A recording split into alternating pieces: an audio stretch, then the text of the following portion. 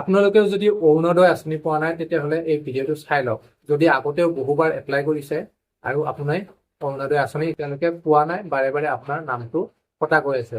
কিন্তু আজি ৰাতিপুৱা মই এই কথাটো ভাবি চাই চাৰ্চ কৰি চালো অৰুণোদয় আঁচনিৰ গাইডলাইনছত কোনসকল ব্যক্তিয়ে পাব লাগে আৰু কোনসকল ব্যক্তিয়ে পাব নালাগে, গোটেইখিনি তাতে গাইডলাইনছ বান্ধি দিয়া হৈছে।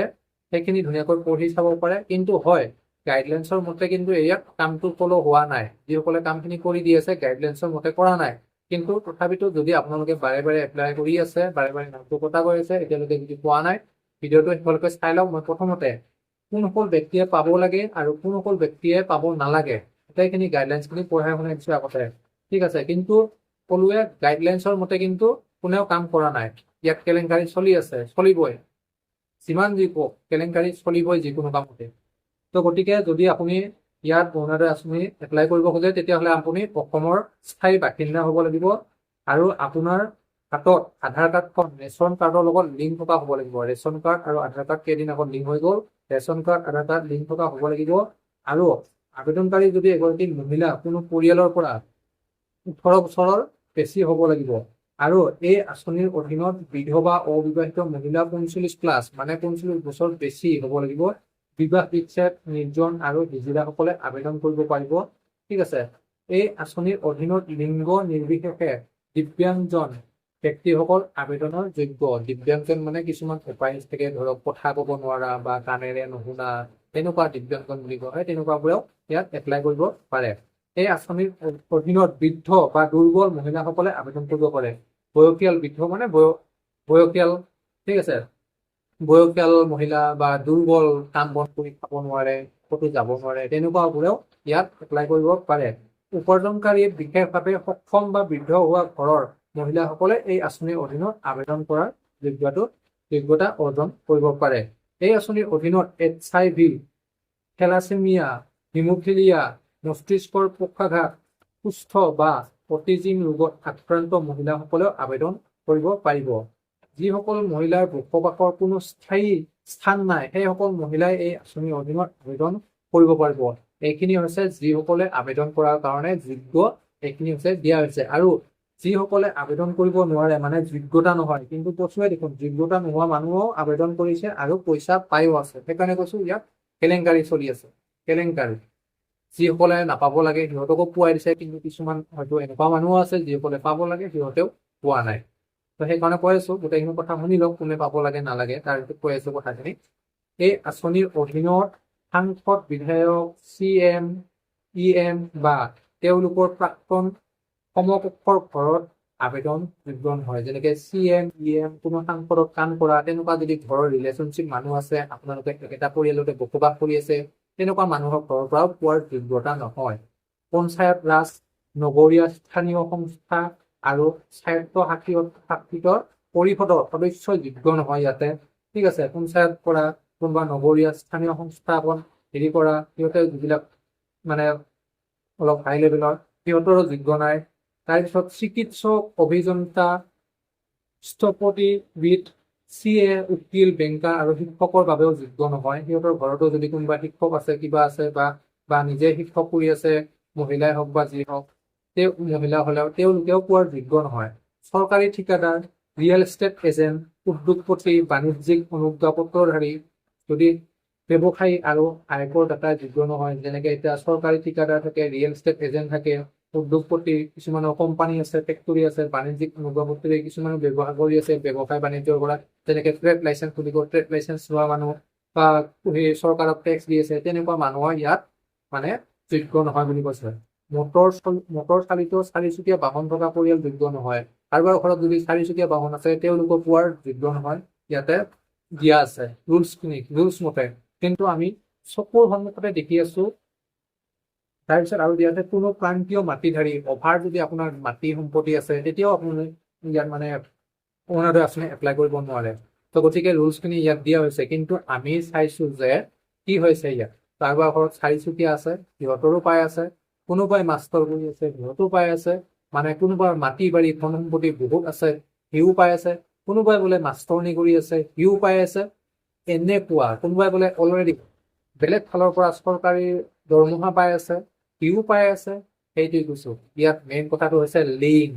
এতিয়া মেইন কথাটোত আহো, যদি আপোনালোকে যিসকলে পোৱা নাই, পাবলগীয়া মানুহ অৰুণোদয় আঁচনি আগৰ পৰা এপ্লাই কৰি আহিছে আৰু যদি এতিয়ালৈকে পোৱা নাই, তেতিয়াহ'লে মই এটা আপোনালোকক কথা কওঁ, চাওক। প্ৰায় মই দেখি আহিছো, মোৰ যিখিনি চকুৰ সন্মুখত দেখা পাইছো, মেইন কথা হৈছে যদি সিহঁতৰ কাম কৰা মানুহ আছে, অফিচিয়েলি লিংক আছে, যোনে নহওক সিহঁতে পাবই পাব সেইটোৱে। কাৰণ সিহঁতৰ কামখিনি কৰি দিব আগতে এডভান্স। পিছত বোলে আপুনি একদম মানে তেল মাৰি লাষ্টত গৈ বোলে আপুনি 2-3জন মানুহ থাকি গৈছে, কিন্তু লাষ্টত কথাটো আহি পৰিব কি, গোটেইখিনি মানুহ কৰি দিলে, কিন্তু আমাৰ ধৰক 100%ৰ ভিতৰত 90% মানুহৰ কামখিনি কৰি দিলে, কিন্তু আমাৰ 10%ৰ মানুহখিনিহে কামটো নহল বুলি যেতিয়া সেই গোটেইখিনি কমপ্লিট হৈ যাব, কমপ্লিট হোৱাৰ পিছত উপায় নাপায় আপোনাক কৰি দিব বাধ্য হ'ব, তেতিয়াহে কৰি দিব। কিন্তু প্ৰথমৰ পৰা আপুনি দৌৰি থাকিব, পকৰত দৌৰি থাকিব, কিন্তু তথাপিতো আপোনাৰ কাম নহয়, জানে। কিন্তু চাওক, এতিয়া মই এটা কথা কওঁ ধুনীয়াকে, যদি আপোনালোকে পোৱা নাই তেতিয়াহ'লে ইয়াত আজিৰ দিনত প্ৰায় মেম্বাৰ, চেয়াৰমেন, এনেকে ঠিকাদাৰ বিলাকে মিলি পেলাই কামখিনি কৰেতো। এই কামখিনি ধৰক ওপৰৰ পৰা এনেকে কৰি দিয়া হয়, সিহঁতে ডকুমেণ্টছখিনি কালেক্ট কৰে আৰু সিহঁতকে কয় যে কোনে কোনে পাব লগা আছে, কোনে কোনে পাব নালাগে, সেইখিনি ভালকৈ ভেৰিফাই কৰি কাগজখিনি, ডকুমেণ্টছখিনি উঠাই ফৰ্মখন ফিল আপ কৰে, চহী তহী কৰাই ডকুমেণ্টছখিনি জমা দিব দিয়ে। কিন্তু চাওক, সকলোৱে সিহঁতৰ মানুহ লিংক আছে, সিহঁতৰ ঘৰৰখিনি বা সিহঁতৰ যিখিনি সিহঁতৰ লগা ভগা মানে মিলা প্ৰীতি, সেইখিনি কামখিনি আগতে কৰাই ল'ব, কিন্তু আপোনাৰ কামটো পিছতহে হ'ব। আৰু মই এটা কথা কওঁ, আজিৰ দিনত অকল এজনৰ তাতে তেল মাৰি থাকিব নালাগে, কাৰণ কাম হ'বহে লাগে। আপোনাৰ আঁচনি লাগেতো, আঁচনি লাগে, যোনে যেনেকে কৰি দিয়ক তেওঁক দিব। কাৰণ চাওক, এটা কথা কওঁ, আজিৰ দিনত সিহঁতেও ধৰক কোনো চৰকাৰী চাকৰিয়াল নহয় বা চৰকাৰেও সিহঁতক দৰমহা দিয়া নাই। আপোনাৰ কামটো যে কৰি দিব, কামটো কৰি দিব হ'লে সিহঁতে বা আপোনাৰ পৰা কাগজখিনি লৈ ফৰ্মখিনি ফিল আপ কৰি অফিচত জমা দিব লাগিব।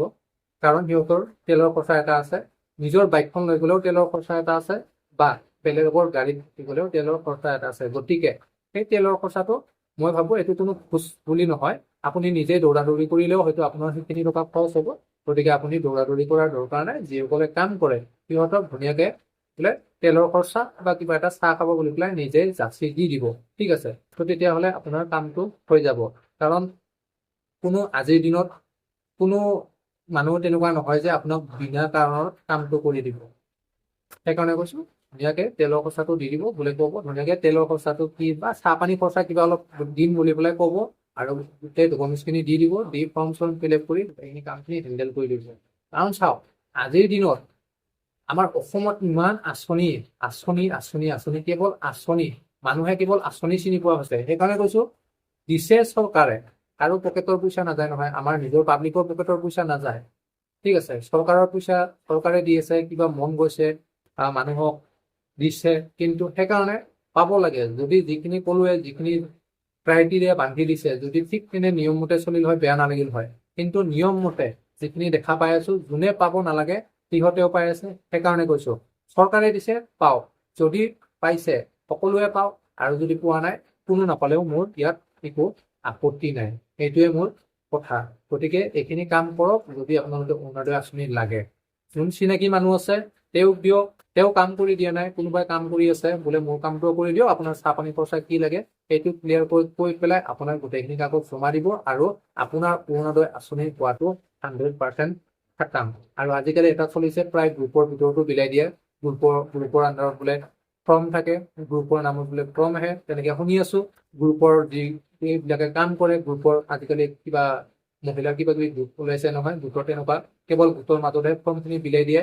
সেইবোৰ কথা মানে বহুত কথা শুনি আছো। তেতিয়া মানে আপুনি যদি গোটত নাথাকে তেতিয়াহ'লে আপুনি ফৰ্ম নাপায়, যি কেইগৰাকী মহিলাই গ্ৰুপত আছে তেওঁলোকে ফৰ্ম পায়। তেনেকুৱা কিছুমান নিয়ম ওলাই আছে। গতিকে যিয়ে নহওক, এইটোৱে হ'ল কথা, অৰুণোদয় আঁচনি যদি পাব লাগে এই কামখিনি কৰক, 100%ৰ ভিতৰত 100% হৈ যাব আপোনাৰ কাম। মোৰ ফালৰ পৰা মই এইটো গেৰাণ্টি দিছো আপোনাক।